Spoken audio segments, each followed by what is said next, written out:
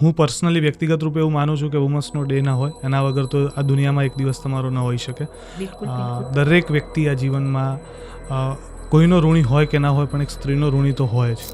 સ્ત્રીની નિર્ણય શક્તિ પુરુષના કમ્પેરિઝનમાં બલાબલ છે કે એનાથી ચડિયાતી છે. મહિલા એટલે મળતાવડી, મમતા પણ એની પાછળ હી પણ છે, એટલે કે હિમાલય જેવું દ્રઢતા પણ છે, અને લા એટલે કે લાવા જેવી રૌદ્ર સ્વરૂપ પણ લઈ લે છે. અને ખરેખરમાં એવું સ્ત્રીઓ આજે એવું કહેતા પણ આપણે સાંભળીએ છીએ કે ભાઈ અમે છોકરાઓના બરાબર છીએ, પણ હું પર્સનલી એવું માનું છું કે પુરુષો કરતાં તો આમ પણ સ્ત્રીઓ પહેલેથી ચડિયાતી જ રહી છે. તો હવે શું લેવા એમને પુરુષોના લેવલ ઉપર શું લેવા આવશે? એક સ્ટેપ ઉપર છે, એમને નીચે કેમ આવશે? શિવ શક્તિનું સમન્વય છે, એની સામે તમે હરીફાઈ ઊભી કરીને એક સમાજની ભંગાણ તરફ તમે લઈ જતા હોય એવું લાગે છે.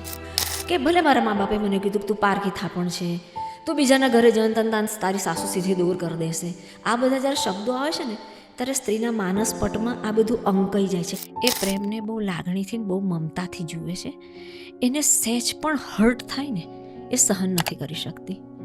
એને એનો અહમ ઘવાતો હોય, એનું સ્ત્રીપણું જ્યારે ઘવાય ને ત્યાર પછી ધીમે ધીમે લાગણી વિહીન થઈ જાય, લાગણીહીન થઈ જાય. કે સ્ત્રીઓ અને પુરુષોમાં મહાન કોણ?